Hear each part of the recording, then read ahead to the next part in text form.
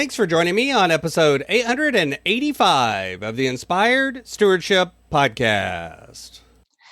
I'm Annie Purdue-Olson from Leading Better Together. I encourage you to find the courage to lead in ministry well. And one way to be inspired to do that is by listening to this, the Inspired Stewardship Podcast with my friend, Scott Mater. The truth is, all of these myths, again, like the time myths, come down to intentionality. They come down to recognizing that you don't have a plan. And if you don't have a plan, then you need one. That is the way to get success with your money. That's why coaching is so powerful, is because it helps you sit down and intentionally develop and stick. Welcome and thank you for joining us on the Inspired Stewardship Podcast. If you truly desire to become the person who God wants you to be, then you must learn to use your time, your talent, and your treasures for your true calling. In the Inspired Stewardship Podcast, you will learn to invest in yourself, invest in others, and develop your influence so that you can impact the world. In today's episode about investing in others through stewarding your treasures, I talk with you about 10 money myths. I share why knowing if you believe money myths is important, and I also share some tips on what you can do to overcome them. As we talk about stewarding your treasures, wouldn't it be great if you could support this podcast and do it without costing yourself an extra dime? Turns out you can. All you have to do is use inspiredstewardship.com/Amazon when you're ready to make a purchase via Amazon, and a small commission will come back to support the show. If you enjoy the show when you're ready to buy from Amazon, just use inspiredstewardship.com/Amazon.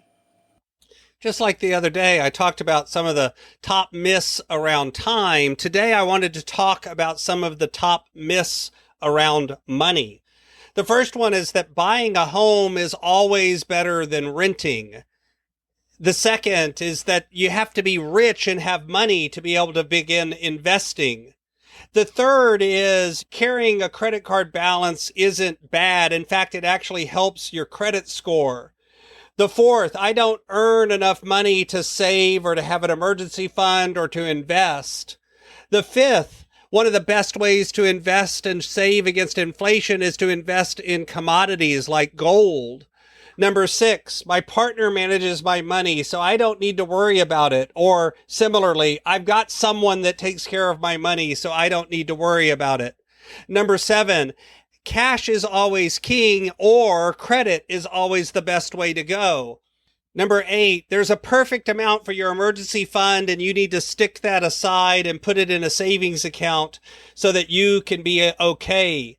Number nine, two incomes are always better than one income. We need to have two working incomes. Number 10, I don't need an emergency fund because I have credit cards and credit and can use that in an emergency.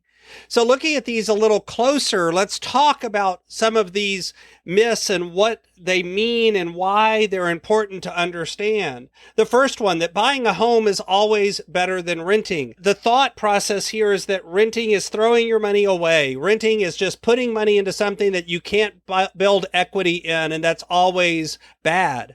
But in fact, if you're going to move frequently or if you're first starting out, it's often better to rent for a while and use that to buy time. It's buying patience. Number two, that you have to be rich to invest. The truth is that a lot of people think that only the rich get richer by investing, but you can start even with very small amounts of money and begin to set up an investment account even very young. And the earlier you start, the better it is. Number three, you should carry a credit card balance because that helps your credit score and there's no harm in it. The truth is, a credit card balance is almost always harmful. And yes, you may want a credit score. You may want to use it for credit, even though I don't necessarily buy into that in every case. But if you're choosing to do, that's not actually the best way to build your credit. Instead, paying off your balance each and every month is the best way. The fourth, that I don't earn enough to save, is very similar to not earning enough to invest. The problem is that most people don't save or give because they try to do that with the money that's left over instead of sitting down and intentionally doing that first. Investing in things like gold or commodities aren't really a good way of building wealth because those commodities go up and down. They're very volatile. They behave in a way that is hard to predict. And so it's not usually a good investment. Instead, it's like gambling. Somebody else manages my money and I don't have to worry about it. The truth is, I don't care who it is. If somebody else is managing your money, two brains are better than one, and you need to work with them and communicate regularly, whether that's your spouse or someone else. Number 7, cash is king or credit is king. The truth is, I personally don't use credit cards, but there are people that use them well and use them responsibly. The same thing is true for cash. Oftentimes you can get a discount for cash, but there are some benefits to actually using something like a debit or credit card to pay for things as well. So the truth is not about one being better than the other. It's about your intentionality and whether or not you're using them or are they using you. I've seen people get into trouble using cash, and I've seen people get into trouble using credit. So instead, it's about knowing yourself and knowing your own behavior. Number 8, the emergency fund. The truth is that you do need an emergency fund. You may want to keep it in a mixture of different kinds of accounts. You may want to put it in something that earns a little bit of interest, but you need to be able to get to the money right away if you need it. So you don't want to tie it up in long-term investments either. The idea is making sure that you're saving a little bit of money and you're using that to pay for things like an insurance policy. 2 incomes are better than one. That's not always true. For instance, if it costs you in terms of childcare and other things more than you earn, having a second income can actually cost you money. And then the last one, I don't need an emergency fund because I can rely on things like credit cards. The truth is, that's the worst time to be using things like credit cards is when you're in the middle of an emergency, because you're usually making the situation worse, not better, in terms of the money that you owe. And so having some money set aside for emergencies is valuable.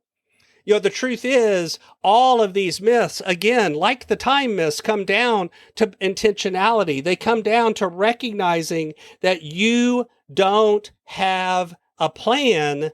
And if you don't have a plan, then you need one. That is the way to get success with your money. That's why coaching is so powerful, is because it helps you sit down and intentionally develop and stick to a plan so you can succeed with your money. Thanks for listening. Thanks so much for listening to the Inspired Stewardship Podcast.